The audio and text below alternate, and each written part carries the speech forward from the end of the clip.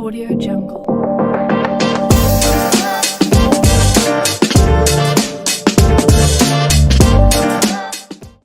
In this digital era, PR with marketing has become easier but ethically riskier. With fewer regulations online, many resort to miscommunication or misinformation. This is wrong, and that is why every practitioner must apply veracity in their line of duty to ensure accuracy and truth. My name is Peggy Nyakwa Bano. I have with me in the studio four pretty, brilliant, intelligent ladies from the University of Media, Arts and Communications Institute of Journalism who are student practitioners in the field as well. On my immediate left is Enyam. Hi, Peggy. Followed by Mary and Nancy. And then last but not the least, we have Rejoice. Hi. So you are already aware that this episode is going to be a blast. Now, Enyam, I've been saying veracity. Tell us, what is this veracity?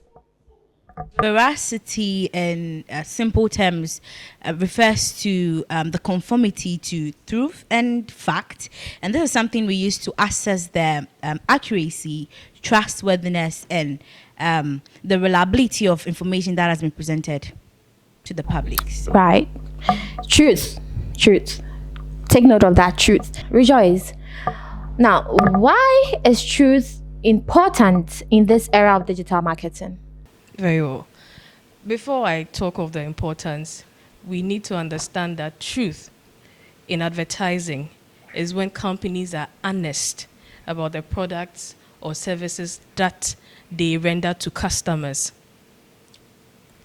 If you're wondering why it is important to be truthful in advertising, this is why. You do not have to in any way lie about what you are offering if you yourself as the advertiser have confidence in what you're advertising. Because you say you are giving us this value, it shouldn't be hard to tell us the whole truth about what you are giving us. The moment you end up lying, you have no confidence in the product or service that you tend to render. Lying in advertising can end companies in legal issues. Some customers are very critical. If they purchase a product or you render a service and the value they expected they didn't get, they can get very rough with you. So to avoid having your customers drag you to court or drag you on social media, like you said, digital marketing, you see these days a lot of social media users are manning up. The moment you fail in giving them the value they expect, they just need data, their phones, and then they drag you online. And that can affect or hurt your reputation as a brand. So I'll take a quote to back what I just said from J.E.B. Spreadman. And he says that trust, once lost, could not easily be found, not in a year and perhaps not even in a lifetime. He's trying to say that if you end up losing the trust of your people by lying in your adverts and all that, you may never gain their trust back. And if you don't have the trust of your publics, you don't have a brand anymore. I hope you get it. I'll take a critical example. Volkswagen, when they promised that their cars were clean, people got the cars and what they expected was the opposite. They lost the trust of their publics. Until date, they are still struggling to gain the trust that they lost in their people. So it is of essence that when we are advertising, we speak nothing but the truth. It is of essence that when we are advertising, we speak nothing but the truth. Interesting. Nancy, so transparency is a characteristic of veracity, right? When there is a crisis in your company, will you solve issues behind closed doors, or you will do that to the full observation of the general public? What will you do, Nancy? Okay, Peggy. So before I answer this question that you just asked me, I would like to say a quote by Mark Twain where he said, "If you speak the truth, there is nothing else to remember." And coming back to your question to answer it, as a company or an organization, we operate or we are in existence because of our stakeholders, and which are our customers. So if something happens behind doors and we are not able to tell our customers or our stakeholders about it, they lose the trust they have in us and even cost us our reputation. I would want to use this case study to actually back this up. The Johnson and Johnson brothers, where a life was involved, someone died because of their product. It was alleged that someone died because of their product, and they had to come out. They had to come out to clear that notion, but it was a dilemma for them either to come out to clear that notion or keep it with them and make the public make a fuss for some time and just leave the case. But they actually went all out and tackled the situation at hand, gave every detail to the public. And could you imagine that after the case and after all investigation, it wasn't their product that actually killed the girl. It was a poison from something she ate before she took their product. So if they had not come out to actually be transparent to the public, I think the public would have gotten this notion about them that if their products are consumed, something could happen to them. Yeah, so I would be transparent with my stakeholders or consumers. But on some levels or some informations are too wide or too heavy for the public to take. So it's not everything that I'll bring out there, but I'll be transparent to them what they need to know. Okay, so you'll be cautious. Yes. Okay. Interested again. I'll come back to you. But let me go to Miss Mary. Now, Veracity says that with all due honesty, I repeat, with all due honesty, the products that you're marketing must be leaving no factors unattended to. Assuming you work in an alcohol production company, do you think it will be okay to involve the health risk involved in excess drinking, or you will overlook all that because you want more sales? Thank you, Peggy. To answer your question, from a utilitarian point of view, it is very important that we talk about the health risk involved in taking too much alcohol. Though it might affect our sales, but being honest about the effects, since we are dealing with humans and also the health is also involved, I think it's very important that we share the side effects of taking in too much alcohol. It might affect our sales. Honest marketing will not only promote our image but also build credibility and trust for our between our customers and Right, so Mary, now what are the alternative strategies that you'd come up with? Okay, so we will be using interesting and engaging sounds for our ads, and also we will use our packaging will be more creative and also colorful, so that, and also we will put the details about the health risk involved and also precaution that they could take. Now, Rejoice, on our cigarette packs, we have the cautions on there, but people still purchase it. Are we doing enough, or are we missing out on something? We aren't missing out on anything. We are doing exactly what we are supposed to be doing, putting out the necessary details on the packaging. Now, the cigarette package has cautions. They say too much of smoking could be detrimental to your health. It could give you kidney issues and all that. Now, we've done our part as marketers, advertisers. It is left to the publics to take precaution, because you've already told them what excess intake of the cigarettes could do to them. Right. They love themselves, right? We do not have to measure their intake.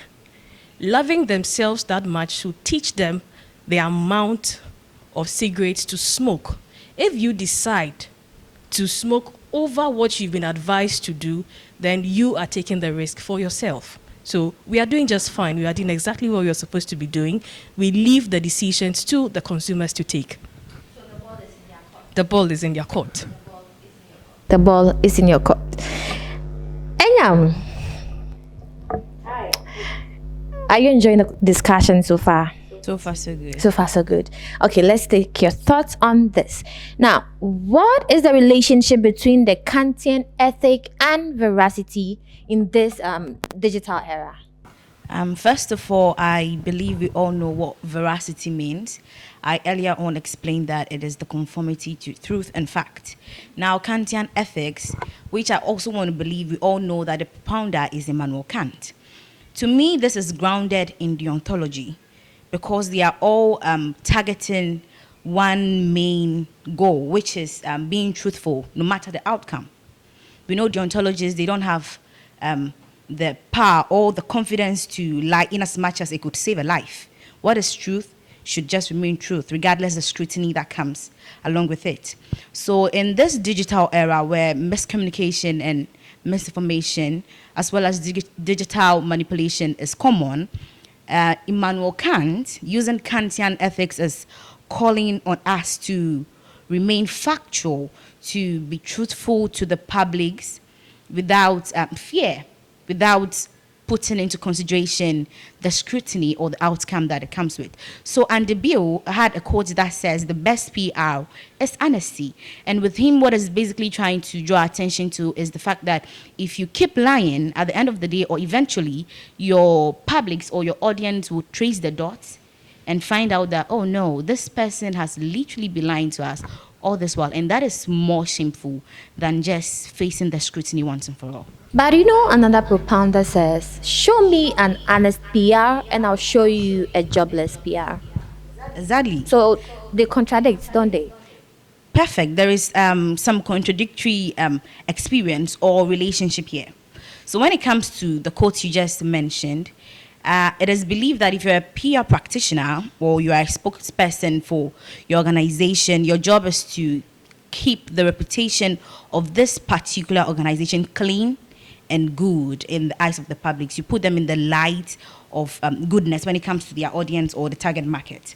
So in as much as there may be cases where the company may be at fault or the organization may be at fault, as a PR practitioner, your job is to just make sure the issue dies down. You avoid more damage that is supposed to be done.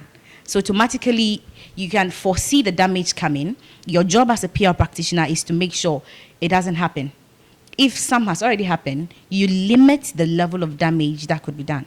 So if you're a PR practitioner and you were just interested in saying the truth and not keeping the reputation of your client or your company at heart and making them good, stand in good light, you tend to lose your job.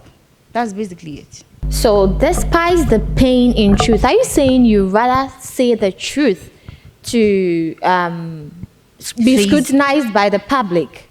Is that what you're saying? No. So when it comes to certain cases, there are so many considerations we would have to take a very critical look at.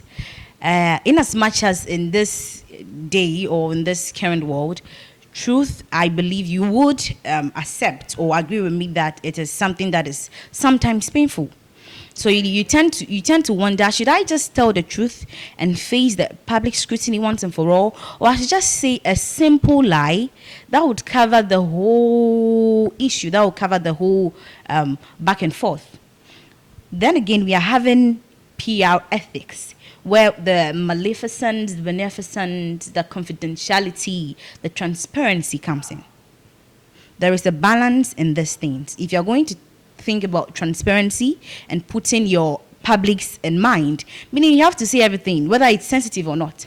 But then again, if you're talking about keeping your company's reputation in good light, you should know how to communicate certain things at certain times. So the bottom line is, there is a contradictory message somewhere, but it depends on who you are. Are you a deontologist? Are you a utilitarianism person? Or, basically. So it all depends on who the person is. These are basically things that PR practitioner should consider when putting out messages. Thank you, Enyam. So, in as much as we are being asked to speak the truth, we are also, on the other hand, being asked to be cautious. Any final words from my brilliant, intelligent guest? Okay, Rejoice. Very well. So, like you just said, in as much as we are supposed to be truthful and honest to the publics, we should always remember that as PR practitioners, we owe our company the same honesty and service. If our brands air, we are to stand up for the brand, because if we end up standing up more for the customers, before we turn back, we have no brand to render our services to. So we have to be careful, be truthful to the publics, but if need be that you quote the truth, do it. Nancy mentioned earlier, not all truths are consumable. Some are heavy and they can't go down the throats of our consumers easily. If you need to reshape the truth, you do it. Even though the truth is in there, it must not be the entire truth. Sieve out the most important part, give it to them, and then keep the rest behind. Because at the end of the day, without our brands, we are nothing.